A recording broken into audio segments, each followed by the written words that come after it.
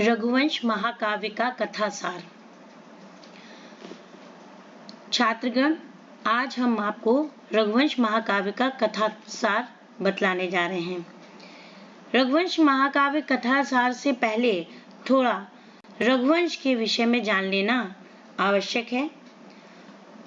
रघु शब्द रघुवंशी राजाओं का पर्याय है। रघुणाम वंशा रघुवंशा रघुवंशम अधिकृत्य कृतम महाकाव्यम रघुवंशम। अर्थात यहाँ कहने का तात्पर्य यह है, वह महाकाव्य जिसमें रघुवंशी राजाओं का वर्णन किया गया है। महाकाव्य शब्द नपुंसक लिंग है, अतः रघुवंशम भी यहाँ नपुंसक लिंग में प्रयोग हुआ है। समीक्षकों ने कालिदास के काव्यों में रघुवंश को सबसे अधिक महत्व प्रदान किया। इसे कवि की अंतिम एवं सर्वोत्कृष्ट कृति माना है। इसका काव्य सौंदर्य, भाषा, भाव, कला, सर्वांगीणता आदि गुण इस महाकाव्य को सर्वोत्कृष्ट आसन पर प्रतिष्ठित कराते हैं। यह एक ऐसा प्रबंध काव्य है जिसमें किसी एक व्यक्ति के चरित्र का वर्णन न होकर अनेक राजाओं का वर्णन है।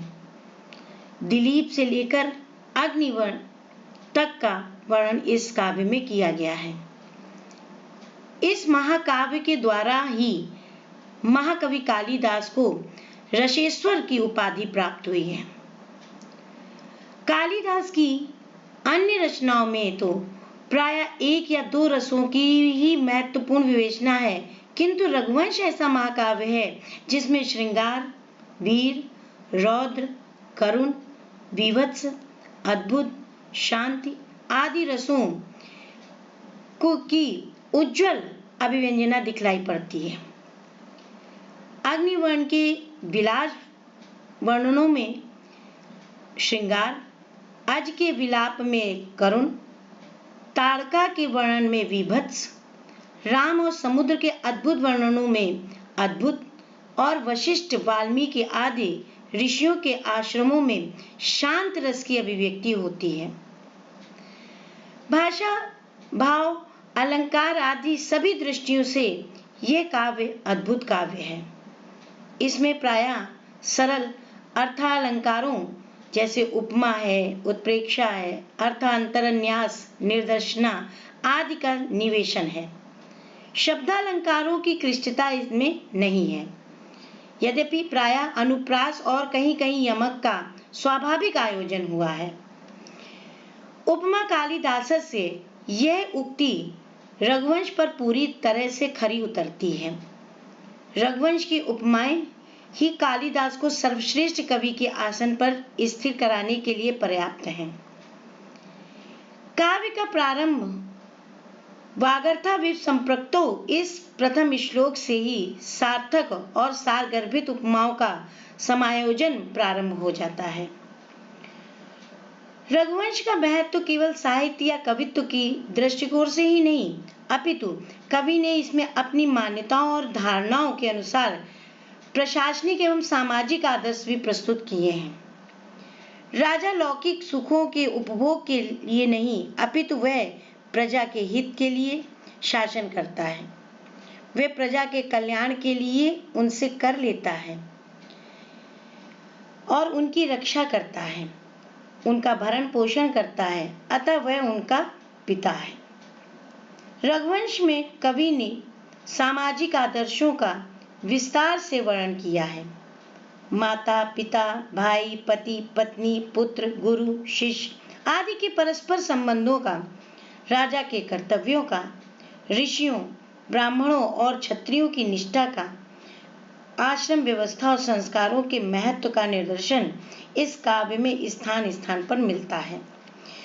दिलीप और दशरथ के वर्णनों में पितृत्व का, भरत और लक्ष्मण के चरित्रों में भातृप्रेम और कर्तव्य का, राम और सीता के चरित्र में पति पत्नी के आदर्शों का, राम के चित्रण में पुत्र के कर्तव्यों का, वशिष्ठ, विश्वामित्र, वाल्मीकि, दिलीप, राम आदि के वर्णनों में गुरु शिष्य संबंधों का परिचय भली भांति प्रस्तुत किया गया है।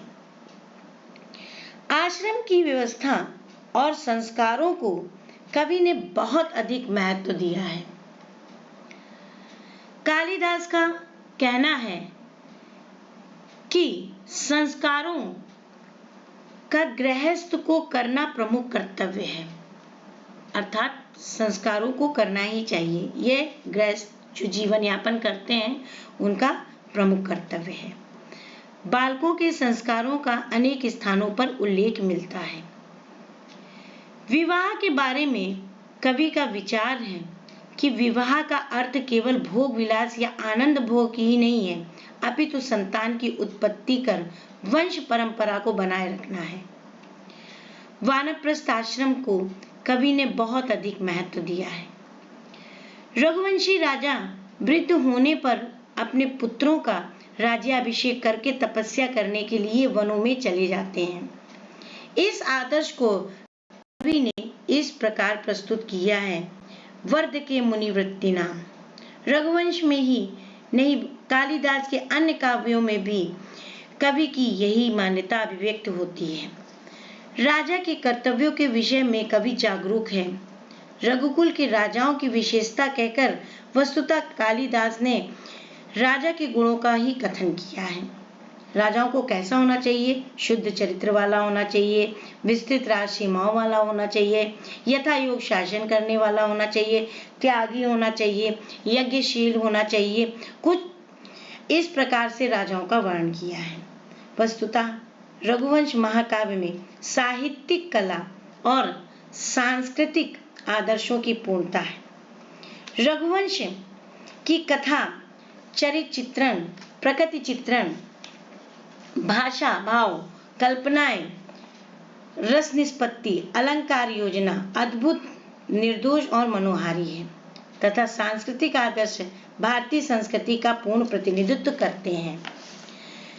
कालिदास का रघुवंश भी इस कोटि का महाकाव्य है, जो कि उच्च कोटि में आता है, जो ये संदेश देता है कि लोक का कल्याण किस प्रकार हो।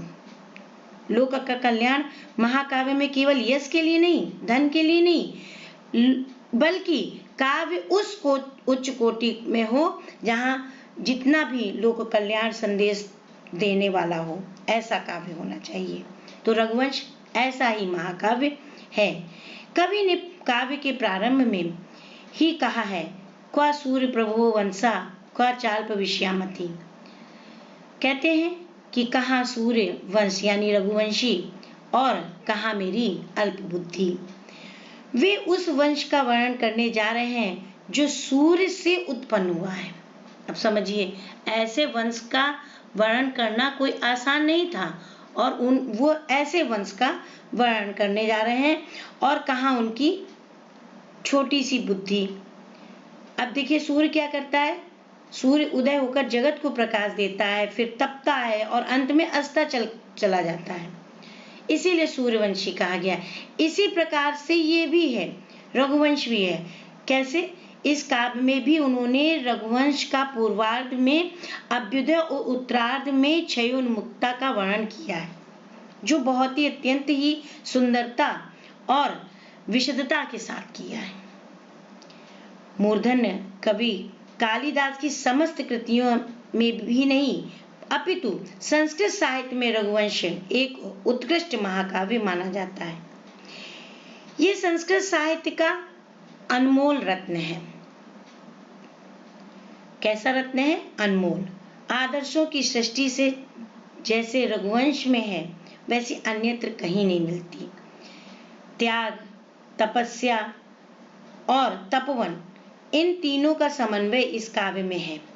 यह कालिदास की प्रौढ़तम प्रतिभा का परिचायक है। यह काव्य 19 सर्गों में संबद्ध है, जिसमें कि 1569 श्लोकों को निबद्ध किया गया है। इस महाकाव्य में 31 सूर्यवंशी राजाओं की कथा वर्णित है।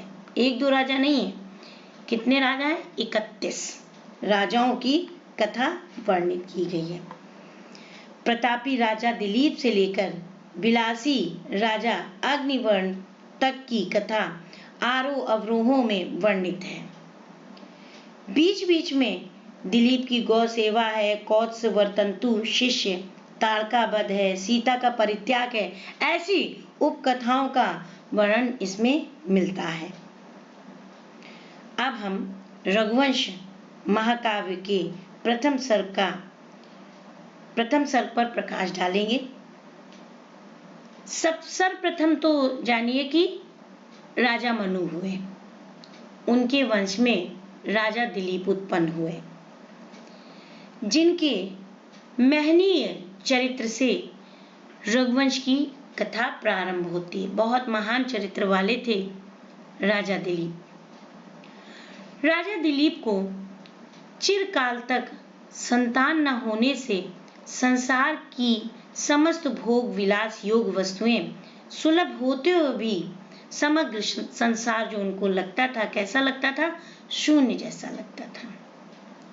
एक दिन वे अपनी धर्म पत्नी सुदक्षिणा के साथ रथ पर चढ़कर गुरु वशिष्ठ जी के आश्रम में पहुंचे तथा उनसे प्रार्थना की। क्या प्रार्थना की? भगवान, आपकी कृपा से मुझे सब कुछ प्राप्त है, सर्व सुख प्राप्त है, किंतु जब मैं इस सुदक्षिणा को संतान विहीन देखता हूँ तो इतनी राजलक्ष्मी होते हुए भी मुझे अच्छी नहीं लगती है। कहते हैं अगर संतान ना हो तो सब जग जो है वो सूना लगता है। तो उन्होंने भी कहा इतनी राजलक्ष्मी है, सब कुछ है हमारे पास, धन है, वैभव है, लेकिन संतान विहीन होने के कारण मुझे ये धन वैभव कुछ भी अच्छा नहीं लगता।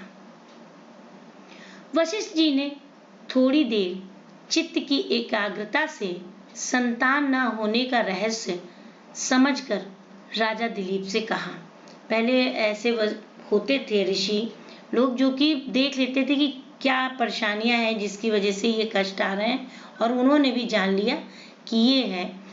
तो राजा दिलीप से कहते हैं कि एक बार तुमने स्वर्ग से लौटते समय ऋतु स्नाता धर्मपत्नी के पास आने में शीघ्रता में मार्ग में स्थित जो कामधेनु गाय थी उसको परिक्रमा आदि रूप में पूजन न कर उसका अनादर किया था, अतः उसने तुमको वह शाप दिया कि जब तक मेरी संतान की सेवा न करोगे तब तक संतान न होगी, एक चित्त होकर नहीं करोगे। शुश्रूषा माने एक चित्त होकर नहीं करोगे, इसलिए तुम्हें संतान नहीं हो सकी। अभी वह कामधेनु तो वरुण लोक में एक यज्ञ के लिए गई हुई है, अतः तुम उसकी पुत्री नंदिनी की आराधना करो। इतना कहते ही वन से नंदिनी वहां आ पहुंची। यह देखकर शकुन शास्त्र के ज्ञाता वशिष्ठ ने राजा दिलीप से कहा, तुम्हारी कामना अति शीघ्र ही पूरी हो जाएगी। क्यों कहा? क्योंकि जैसे उन्होंने बतलाया कि नंदिनी की आराधना करोगे तो तुम्हें संतान प्राप्त हो जाएगी, वैसे वहां पे देखा तो जो थी नंदिनी आ गई। तो कहते हैं जिसका आवश्यकता हो वो तुरंत दिख जाए तो ऐसा लगता है कि प्रयोजन पूर्ण हो गया।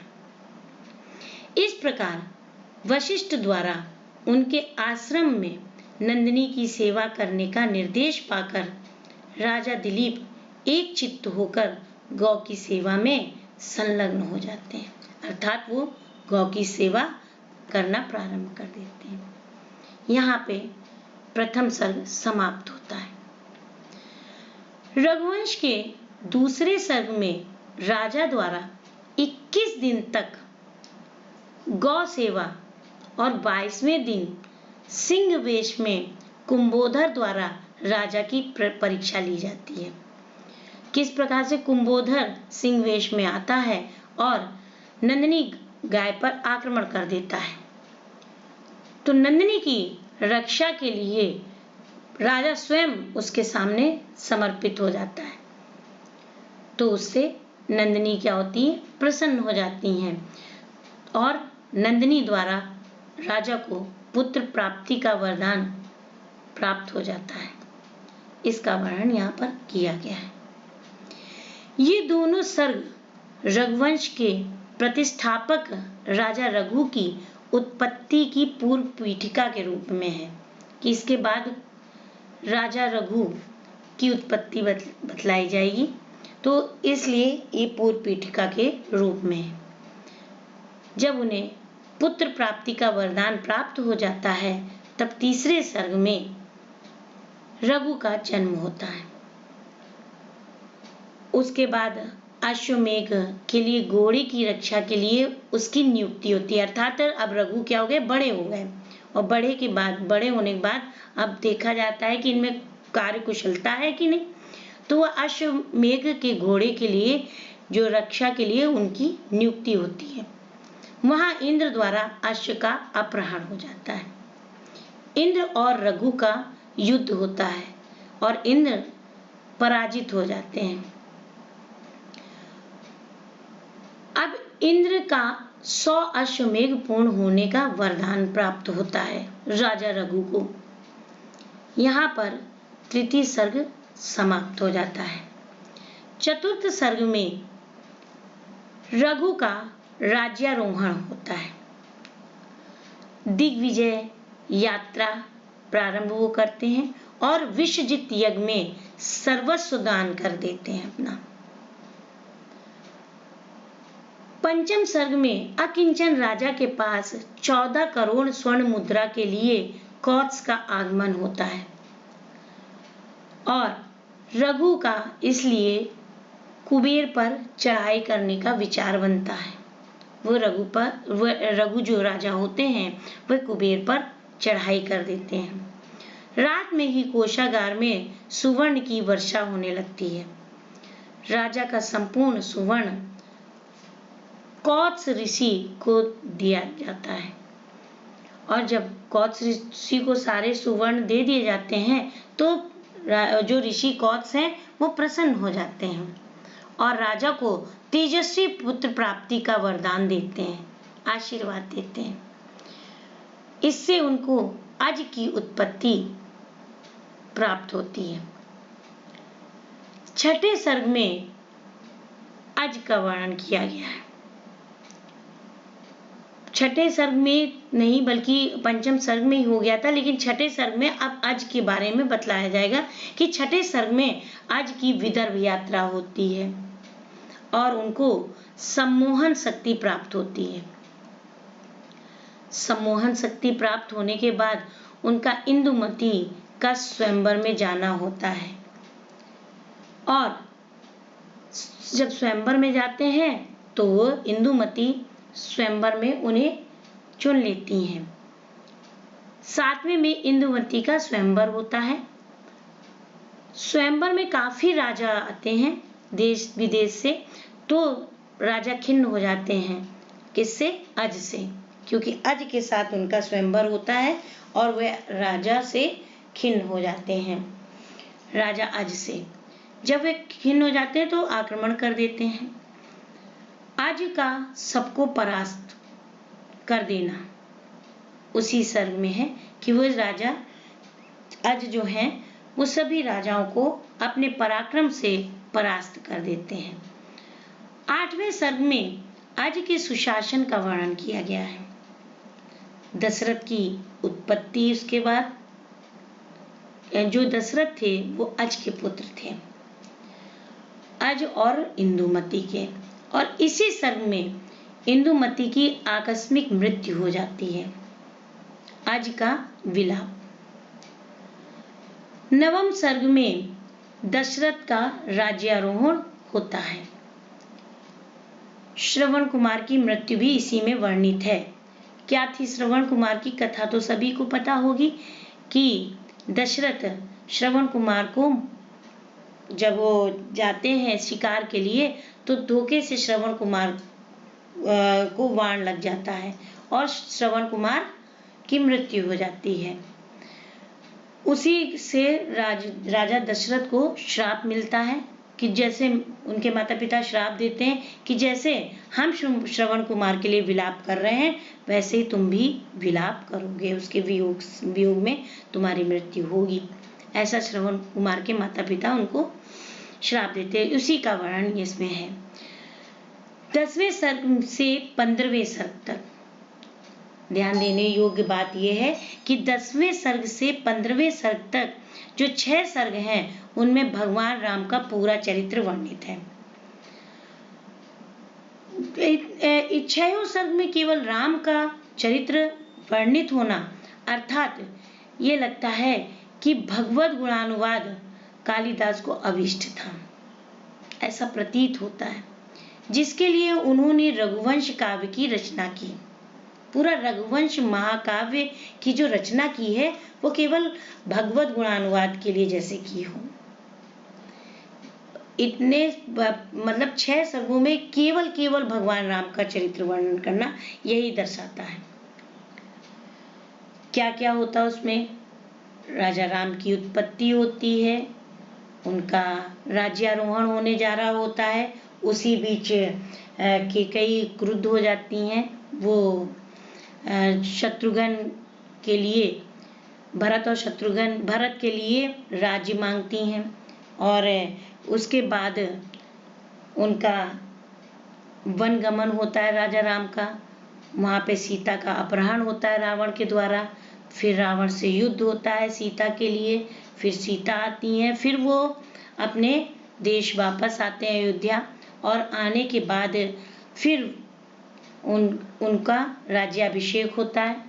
फिर उनका परित्याग है सीता जी का, उसी में सीता का परित्याग होना और पुत्र जो कुश लव दोनों का उत्पन्न होना।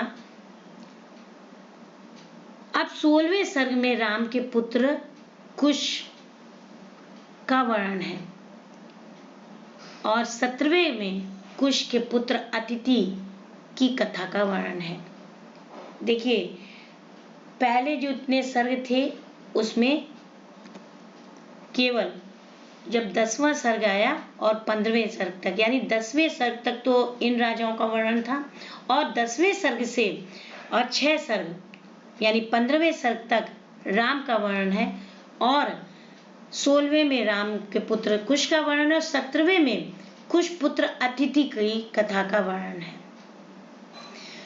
बाकी शेष 2 सर्ग जो हैं 18-19, इस सर्ग में वंश के जिन 20 राजाओं की परंपरा दी गई है वे कौन हैं? निषद हैं, नल हैं, नभ हैं, पुंडरीक हैं, क्षेमधन्वा हैं, देवानीक हैं, अहिनगु हैं, पारियात्र हैं, शील हैं, उन्नाभ हैं, शंखण हैं, विशिताश्व हैं, विश्वसह है, हिरण्यनाभ हैं, कौशल्य हैं, पुत्र हैं, पौष्य हैं, ध्रुवसंधि और सुदर्श और अग्निवर्ण। सबसे अंतिम जो राजा का वर्णन है वो है अग्निवर्ण। अंत में विलासता के कारण क्षय रोग से अग्निवर्ण की मृत्यु हो जाती है और उसकी गर्भवती रानी मंत्रियों की सलाह से राज्य को क्या करती है? चलाती है, संभालती है। संक्षेप में यही पूरे काव्य का कथानक है। कवि की जो लेखनी है उसने इस वंश का जिस रूप में चित्रण किया है उसके अनुसार राजा दिलीप ने गुरु की आज्ञा से तप करके रघु जैसा पुत्र पाया और 100 अश्वमेध यज्ञ किए, चिरकाल तक प्रजा का पालन किया। मतलब वो प्रतापी राजा थे, कर्मठी राजा थे। तो इस तरह से उन्होंने प्रजा का पालन किया और जो अंत में रघु को राज देकर अरण्यवन में चले गए। रघु भी प्रतापी और तेजस्वी थे, उन्होंने अपने पिता से बढ़कर कार्य किए, मतलब राज्य को संभाला। उसने दिग्विजय करके चक्रवर्ती सम्राट पद प्राप्त किया अंत में विश्वजित यज्ञ में सर्वस्व दान किया। रघु का पुत्र आज भी अपने पिता की तरह प्रतापी राजा हुआ और आज वह अपने पिता का प्रतापी पुत्र हुआ। आज का पुत्र दशरथ भी इसी प्रकार के प्रतापी थे। इस प्रकार ये सभी राजा विद्वान, धार्मिक, प्रतापी, यशस्वी, प्रजावत्सल और दानी हुए, जिन्होंने इस वंश की कीर्तियों को दिगंत व्यापी किया। दशरथ के पुत्र राम असाधारण महापुरुष हुए। उनका स्थान केवल रघुवंश या भारतवर्ष में ही नहीं, विश्व में अद्वितीय रहा है। उनके उज्जवल चरित्र ने उन्हें तो मर्यादा पुरुषोत्तम कहलाया।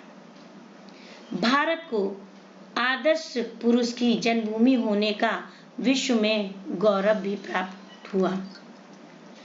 कालिदास ने भी अपने काव्य में इन 15 सर्गों में संपूर्ण भारत की धार्मिक, आध्यात्मिक, आर्थिक, सामाजिक, भौगोलिक, राजनीतिक सभी प्रकार की संस्कृति का दिग्दर्शन कराते हुए रघुवंश रूपी सूर्य को प्रखरता तक पहुंचाया।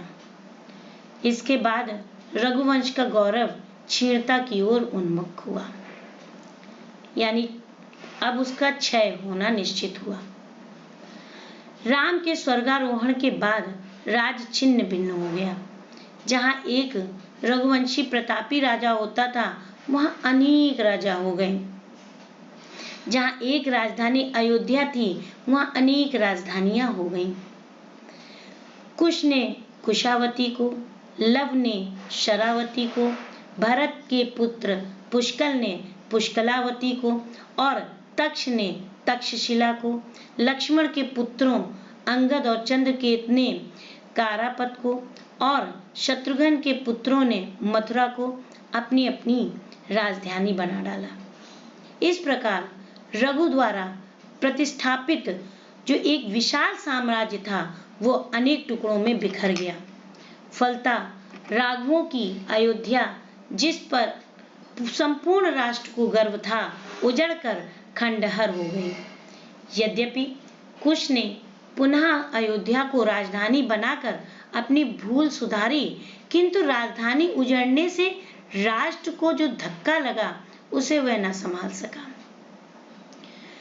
कालिदास ने जीर्ण वस्त्रों वाली धूलि दूसरित अयोध्या का स्वप्न में कुश को दर्शन कराकर अपनी व्यथा सुनाने में जो प्रतिभा का प्रदर्शन किया है, वह कोई सिद्ध कवि ही कर सकता है।